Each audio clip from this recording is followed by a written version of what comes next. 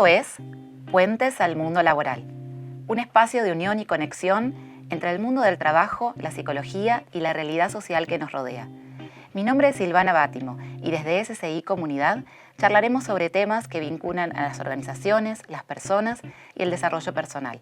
En cada estación del recorrido conversaremos con diferentes referentes, con un espíritu de apertura, debate y reflexión. Gracias por acompañarnos. A comenzar el viaje. Hola a todos, bienvenidos a un nuevo recorrido de Puentes al Mundo Laboral. Y en esta oportunidad tenemos un formato distinto que a mí me parece muy interesante porque tenemos el placer de contar con 3 grandes consultores organizacionales y para poder destinar este tiempo para charlar y conocer estas grandes experiencias, armamos un formato de debate donde vamos a estar conversando sobre diferentes temas.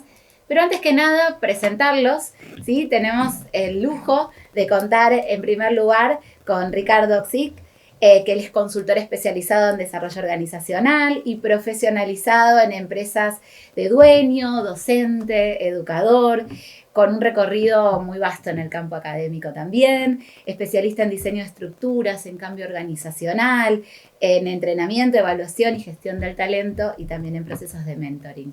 Bienvenido, Ricardo, muchas gracias. Gracias por la invitación. Al contrario. Y bueno, también contamos con Guillermo Chipinti, consultor, advisor de directorios, conferencista, capacitador, acompaña organizaciones, equipos y líderes en procesos de cambio, en gestión de conflictos, en negociación y en liderazgo, docente de escuelas de negocios de Argentina, pero también a nivel mundial, y autor del libro Zombie Part-Time y Dejamos Todo.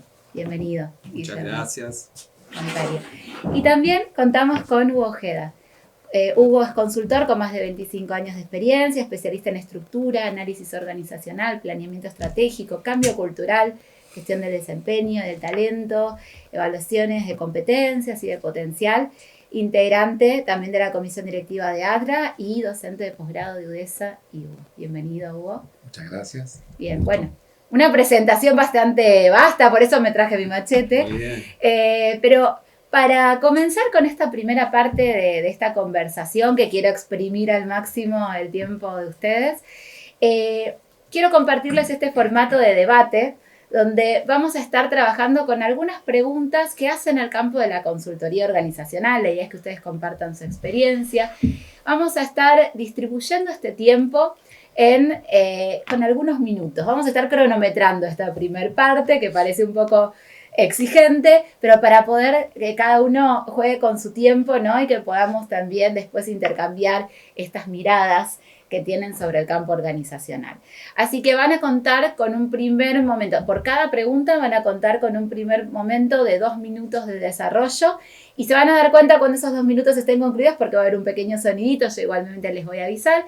Cuando ese tiempo concluya, damos paso al siguiente y así vamos a hacer con la ronda. Salvo que hagamos como en el Congreso, que suena y siguen hablando. Y sigue. Bueno, ahí depende de mí también, claro, de organizarlos, pero puede pasar porque hay mucho para hablar, pero vamos a tratar de llevarlo a esos 2 minutos y cuando hayamos pasado por las 3 preguntas vamos a dedicar un minutito más para ampliar, ¿vieron como en los debates presidenciales donde uno se va respondiendo? Bueno, no es la idea que sea confrontativo el debate, pero sí complementario, de miradas y constructivo. Así que bueno, vamos a ver cómo sale, ¿sí? Bien, y para comenzar con la primera pregunta, vamos a hacer, si les parece, este orden en el que los presenté. Bueno, y vamos a empezar con Ricardo. Y la primera pregunta que yo tengo para ustedes es, ¿cuáles son los desafíos del consultor organizacional hoy en día? ¿Cuáles son los desafíos que se encuentran? Y para ser fiel a los tiempos que les dije, comienzo a contar esos 2 minutos, Ricardo. Mira, me gustaría empezar por definir a qué llamo consultoría. Uh-huh. Después van a venir los desafíos, pero me gustaría precisarlo también por lo que no es, no solo por lo que es, porque me parece que puede servir. Por un lado, y como está muy de moda, me parece que hay que distinguirlo del coaching, que es un campo de transformación individual, que tiene que ver con ayudar a las personas a encontrar, como suele decir el coaching, su propio observador, sus propios resortes para generar un cambio individual. Ya eso define el campo de la consultoría, que no es. Luego uno podría preguntarse cuál es la distinción con otro que se parece también, que es el asesoramiento. El asesoramiento se diferencia para mí, por supuesto, esto después no sé qué dirá ChatGPT o Gemini, se diferencia en que el asesoramiento es la respuesta a un problema técnico. Yo llamo un asesor cuando yo ya tengo diagnosticado el problema y ya sé qué solución quiero tener. Entonces lo llamo y le digo, resolveme esto o aquello, y entonces puedo desde pedir un servicio de IT o puedo pedir, venir a resolverme el problema del sistema de evaluación de desempeño. En cambio, la consultoría se enfrenta a problemas que uno podría llamar, y así lo llamó consultor Alchul, que ya falleció, problemas enmarañados. Son problemas que ni siquiera está definido el problema y menos aún la solución. Entonces, la consultoría en ese sentido, si querés en términos de desafíos, trabaja ayudando al otro a definir el problema, y en nuestro caso, al tratarse de organización, no es el problema de un individuo, sino también parte del asunto es cómo uno lo lleva a pensar esto sistémicamente. No es el individuo, sino un sistema y los procedimientos del sistema o las definiciones del sistema que llevan a que esa persona haga la consulta. Lo digo también desde mi campo, que es bien de dueño, trabajar con dueños, que a veces son de empresas pequeñas y a veces de empresas grandes, pero el planteo es ese, es ¿cómo me podés ayudar a entender el problema que tengo? La solución, bueno, veremos, quizás también hay que llamar a un especialista, pero ese es el enfoque principal. Excelente. Bien, y ahí ese sonidito nos indicó que estábamos con los minutos, pero llegamos impecable, redondo a la idea. Impecable. Excelente. Bueno, Guillermo, ¿qué pensás Yo vos? aporto sobre lo construido por Ricardo y yo me quedo en algo que es la idea y la venta de la idea, la implementación. Y quiero poner énfasis en eso, ¿sí? Que el consultor también trabaje sobre la persona que se lo crea, o sea, que crea eso que en definitiva hemos creado juntos, ¿no? Y para ello, un par de cuestiones que me parecen críticas. La adaptabilidad, porque en este tema de la venta tenés que trabajar, tendríamos que ser como una llave francesa, una llave inglesa, ¿sí? Y adaptar, muñequear, es el otro gran tema, muñequeo, mirá como un joystick, ¿sí? Y estar muñequeando, porque a veces nos enamoramos de la idea, nos enamoramos de un diseño, pero después no se puede implementar. Y para mí el consultor tiene que acompañar en todo su recorrido. Bien, excelente. Bueno, y hasta nos sobró tiempo. Bien, excelente. Hugo. Bueno, tomo la pregunta acerca de los desafíos de la consultoría, ¿sí? A ver, un tema que yo lo percibo como desafío propio, ¿sí? Es los ciclos de tiempo del know-how del consultor cada vez se están achicando más. Primera cuestión.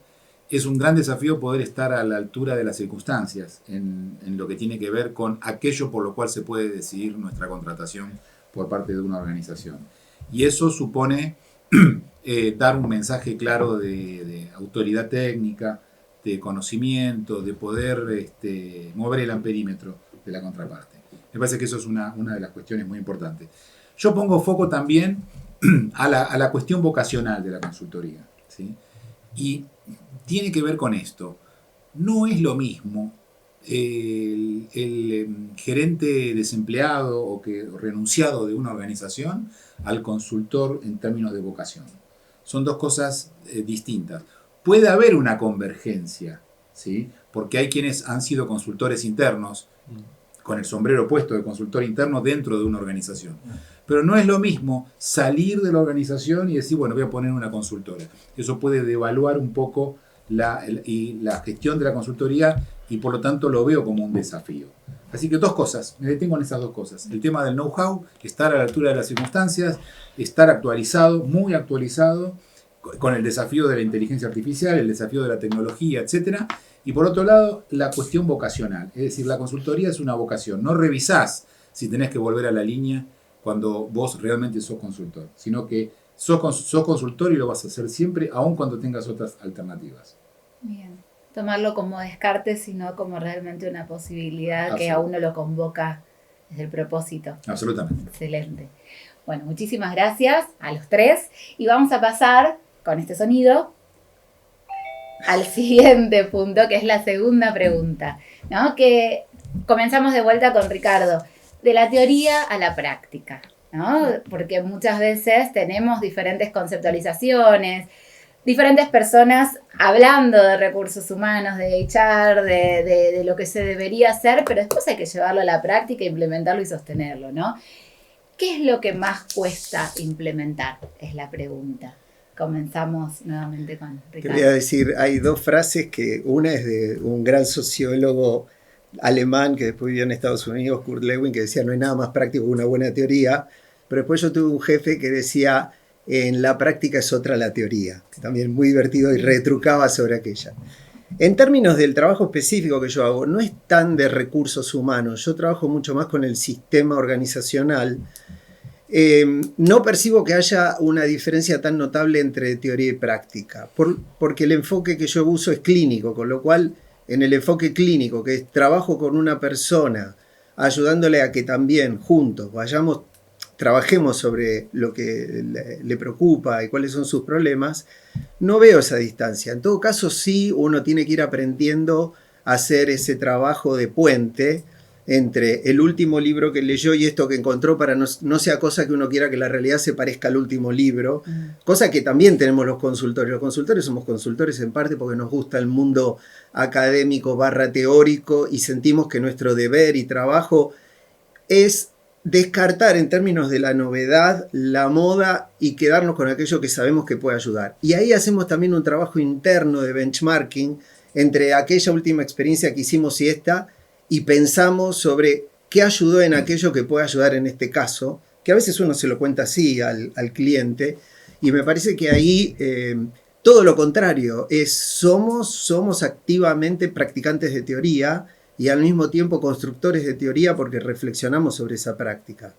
En esa línea creo que es el sentido de la consultoría. Bueno, al respecto hay gente que ha escrito que es el tema de somos brokers entre la academia y la práctica, que ahí es donde Hugo también tiene sentido lo que dice Hugo. Una cosa es alguien que viene de la gerencia, de hacer management y quiere ser consultor porque no le encuentra la vuelta a volverse a emplear. Otra cosa es que realmente vos te tomes en serio el trabajo de consultoría que es este. Y es un trabajo donde uno se respalda en una biblioteca y la práctica. Las dos cosas. No se puede de otra manera, para mí, ¿no? Bien. Bueno, perfecto. Sí, pensaba, sumo esto, pero hay algo del trabajo de campo que permite como en la investigación, ¿no? Después Totalmente. hacer Esa ida y inmersión vuelta. en ese campo. Guillermo. Tomo palabras de él, sí, de Kurt Lewin, porque me encanta el concepto esto de fuerzas impulsoras mayores a las fuerzas restrictivas. Ahí es un gran campo de juego, es en el que yo juego, es manejo de conflicto, así que tomo él, o sea, la primera parte es eso, ¿no? Tenés que tener una fuerza impulsora que no le gane a, me anoto en el gimnasio, no, pero no voy porque hoy llueve, porque es un feo día, porque perdiste. Entonces es un gran tema. Otro gran tema para mí es, el concepto de cambio, el involucramiento real. Hay alto management que dice, esto es para ustedes. Nosotros estamos en la alta estrategia, cosa que no sabemos qué significa alta estrategia, pero esto es para ustedes, ¿sí? Nosotros estamos en otra cosa, estamos pensando distinto, no sabemos. Ahí me parece que también es un punto que es difícil de implementar, hablando de esto de fuerza impulsora, porque aunque no lo quieras, la alta dirección tiene que estar muy involucrada con eso, ¿sí? Y después otro tema importante es la disciplina versus la motivación. O sea, vos tenés motivos para hacer cosas, por eso contratás un consultor, armás un equipo, armás un plan, y después no sos disciplinada. Fuerzas impulsoras versus fuerzas restrictivas. Son los puntos que para mí me parecen más críticos en la pregunta que vos hiciste. Bien, excelente. Gracias, Guillermo. Bueno, y terminamos esta pregunta con Hugo. Muy bien. Yo creo que el divorcio entre la teoría y la práctica es la base de mucho humo que hay en la consultoría. ¿Sí? Asistimos hoy a cosas a las que se le denominan consultoría y que en realidad son modelos muy prácticos, ¿sí? Por no decir excesivamente prácticos, en donde se pone el foco en cuestiones tácticas, comportamentales, etc. Y tienen una especie de gran brecha, un abismo entre cualquier teoría. Eso también tiene que ver con esto último que yo decía acerca de que cualquiera se puede poner el mote de consultor, con solo tener alguna experiencia práctica, managerial, etcétera, etcétera. Y realmente, la verdad, no quiero decir que hay una barrera de entrada para la consultoría por parte del know-how, pero sí es cierto es que, un buen consultor investiga, profundiza, desarrolla su adherencia a ciertos paradigmas, a ciertas formas. Y no es solamente lo que da bien, lo que va cerrando, que va ocurriendo, porque es otra cosa. Es casi como hacer actividades de eventos o recreo, ¿sí? Y en realidad la consultoría es otra cosa. Eso me parece que es un tema. Y el otro tema que me parece importante asociado con esto es el tema de las modas. Ya lo he trabajado a propósito de la idea sectaria. Muchos, sobre todo a partir de una falsa idea de, detento la verdad, pueden suponer de que la única manera en que se pueden hacer las cosas es cierta forma y terminan siendo sectarios. Y eso se visualiza en muchas prácticas, sobre todo en donde hay un centro de visualización de eso, que es, por ejemplo, las redes sociales. Yo creo que entonces ir acercándose entre la teoría y la práctica, una cosa central y vital. Excelente. Bien. ¿Cómo cumplimos el tiempo? La verdad que impecable. Estamos bien. Venimos bien. Bien, y que lo hubiésemos practicado. Vamos por la tercera pregunta entonces, que es la última de esta ronda, que tiene que ver con, un análisis de, a lo largo del tiempo, en el tiempo que ustedes tienen de experiencia como consultores, ¿qué han observado que cambió? ¿Qué creen que se mantiene? ¿Y qué no cambia más? Hablo de esto en términos de, muchas veces está esto de la innovación real, o muchas veces uno se encuentra con aspectos que es un reciclado de ideas que ya se venían sosteniendo, pero por ponerle un nombre más moderno o volver a retomarlo, cambian un poco en el énfasis o el modo en que lo nombra, pero tiene que ver con lo mismo. Entonces, para volver a la pregunta sería, ¿qué cambió? ¿Qué se mantiene? ¿Y qué creen que no cambia? O que no cambia más. Parece como más despectivo en ese sentido, ¿no? Pero hay cosas que se siguen, Sí. ¿no? repitiendo. Comenzamos con Ricardo. Un señor que falleció hace ya más de una década, Harald Solas, decía que había algunas invariantes en el trabajo de un consultor con las organizaciones, y son 3, cuando uno las piensa sistémicamente: los puestos, las personas y la capacidad que cubre esos puestos, y el sistema de remuneraciones. Seas o no practicante de consultoría de recursos humanos, asesoramiento, estas 3 cosas hay que ponerlas en orden y alinearlas. Y eso me parece que vino y sigue, salvo que caigamos en alguna moda de chau a esto o chau a aquello otro, que hay muchas de estas. Estas son las 3 cosas que yo le prestaría atención para crear un contrato psicológico vigoroso, que tanto el dueño como el empleado, pensá que trabajo con los dueños, pero también con los gerentes, y el propio dueño muchas veces es como un empleado de su propia organización, a él también hay que trabajar sobre el puesto que ocupa. ¿Cuánto gana en ese puesto? ¿Está su capacidad a la altura del puesto? Son preguntas que se hace la gente. Y estas preguntas son vitales, mantenerlas siempre al filo de todas las conversaciones, y sobre todo tratar de ayudarlos a que tengan un sistema consistente. Y eso no es moda, por lo menos en mi punto de vista. Y mis compañeros acá saben que yo soy bastante practicante de una modalidad en esto. Creo que hay que ayudarlos a que no caigan justamente los clientes en modas, sino ayudarlos a que piensen en estas invariantes, que por otro lado también tiene que ver con el tipo de trabajo que hace un gerente. El tipo de trabajo que hace un gerente no hay nada por inventar. Es más, llamarlo líder en vez de gerente es un error conceptual. Es un gerente que, si hace lo que tiene que hacer, se convierte en líder si puede. Pero no es que si es gerente no es líder, si es líder no es gerente, y todo esto que estamos escuchando habitualmente, o decir los líderes de la organización. No, son gerentes, son empleados de la organización, tienen determinadas prácticas que cumplir, que las podemos contar con los dedos de la mano, son muy claras, y eso me parece que es el tipo de cosas que uno no debería renunciar, traer una y otra vez al marco de la consultoría. Excelente. Bien. Bueno, ahora le rindo homenaje a Boyle, que en el siglo XVII separó la química de la alquimia. ¿Sí? Entonces, de nuevo, por lo que dijo Hugo, por lo que dijo Ricardo, hay que entender que no es lo mismo química Y muchas veces en consultoría nos venden fórmulas mágicas que uno sale espantado. Entonces, ¿qué cambió?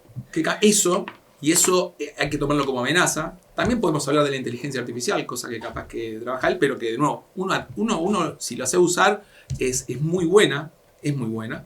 ¿Qué digamos, es variable, qué es constante, digamos? Para mí, la resistencia a un cambio. O sea, si hacemos consultoría es para mejorar algo, bien. La resistencia inicial tenés que siempre tenerla en cuenta.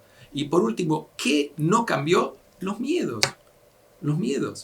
Las presiones, los bloqueadores. Bueno, yo me meto en ese mundo, digamos, ¿no? Que es lo que tenés que destrabar para que las cosas salgan. Básicamente eso. Bien, excelente. Y terminamos con Hugo. Sí. Era Mircea Eliade que decía o reflexionaba acerca del mito del eterno retorno. Y lo traigo a propósito de las organizaciones. Mi último libro del año 2022 es Gestión del Desempeño, Fuegos Antiguos en Altares Modernos. Hay como un retorno, como un eterno retorno de muchas prácticas en el mundo del management y cosas que se han visto en la década del 50, 60, luego se ven, digamos, con otro ropaje, con otro envoltorio, apareciendo en las nuevas etapas. Un ejemplo típico es lo de la gestión del desempeño con los OKRs, ¿sí? En donde tiene su particularidad, su vuelta de tuerca, pero grosso modo hay como una sustancia similar. Y mucho de eso es lo que pasa. Muchas veces los mandos medios o jóvenes niveles profesionales descubren como grandes novedades cosas que, bueno, quizás porque uno ya tiene una edad ya X. Entonces uno dice, pará, que eso ya pasó, ya ocurrió, etcétera, etcétera. Pero si tiene un efecto positivo en términos de aprendizaje y de incorporación, dale que va, vamos para adelante. Pero me parece que hay poca reflexión sobre cómo se han actualizado y cómo se han resignificado muchas prácticas del pasado. En ese sentido, el qué pasó y el qué hay de nuevo, lo importante me parece que lo que debería haber de nuevo es más, no tanto la práctica per se, sino en el individuo, la disposición y la apertura para preguntarse qué pasa si, el what if famoso. Eso es central y eso es lo que debería haber más que nuevas o viejas prácticas. Bien, excelente. Bueno, y lo que nos está quedando es el minuto, ¿no? Adicional para poder sumar, tal vez escuchándose o incluso en lo que ustedes mismos trajeron, les quedó ahí una pizca por sumar o compartir, así que vamos a hacer este minuto, esta ronda de ampliación, 1 minuto a cada uno para que pueda sumar a esto que venimos charlando en esta primera parte del debate. Bueno, y seguimos el mismo orden, comenzamos con Ricardo. Me doy cuenta que cada uno tiene sus obsesiones. Y cuando habla desde sus obsesiones, nos recorre, creo que una generación desde donde estamos hablando. Eso, estoy como juntando las cosas y me parece que lo más importante de esta mesa es el trayecto acumulado. Yo creo que ahí sí vale lo de que el diablo sabe más por viejo que por diablo, ¿no? Y ahí creo que hay que siempre estar atento a esto, ¿no? Que hay gente que caminó un camino determinado, inclusive yo no tengo tantos años de consultor, y en cambio ellos tienen más, y eso hay que ponerlo en valor, ¿no? Creo que en el mundo de recursos humanos, no de la consultoría en general, hay mucho edadismo. Te la robé a vos la palabra. Edadismo quiere decir una sutil tendencia a pensar que lo nuevo y joven es mejor que aquello que es viejo porque huele como, bueno, y todas las expresiones que hay ahora sobre los viejos, que son feas, no las voy a repetir, ¿no? Como que se parece a eso. Y me parece que eso no es justo ni está bien. Excelente. Ok. Bien. Yo voy a ser enfático.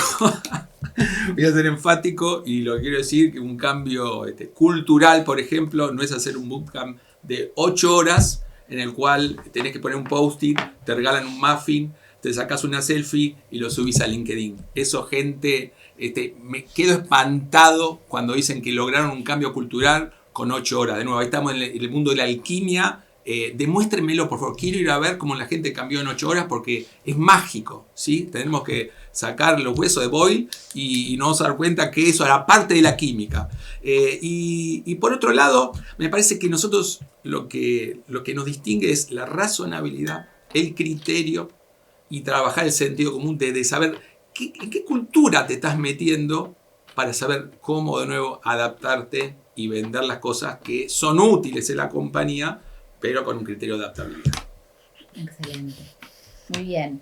Y nos queda el minuto de ampliación de Hugo. Tomo lo de Guille. La cultura paga. La cultura es un asunto de negocio. 1. 2. La cultura no se cambia con un off-site, con una actividad de recreo entre los jugadores que se ponen en antifaz y juegan algo. No cambia la cultura, ¿sí? Y sí, me parece a mí que un denominador común al que hay que hincar el diente y trabajar mucho en gestión en las empresas es la gestión del desempeño, ¿sí? Trabajando el desempeño con un tema que nunca se avanza, que es lo que tiene que ver con las responsabilidades de las personas. Siempre hay mucho foco en competencia, mucho foco en objetivo y poco en aquello por lo cual se le paga el sueldo a la gente. Hay que poner foco en eso y, por último, para finalizar, pensar más en las organizaciones como redes. Pensar más a las organizaciones como sistemas de vínculos y no como individuos aislados que están y hay otros individuos que están ahí, sino conectados. Excelente. Bien, y con esto terminamos esta primer parte del debate. Del debate impecablemente, pero bien. superaron Ampliamente. expectativas ampliamente. Y vamos a pasar a una segunda parte, pero antes vamos a hacer una pequeña pausa, ¿sí? Agradecidos por esta participación y estos aportes que sin duda dan para ampliar mucho más, así que ahora vamos a continuar. Muy bien. Muy bien.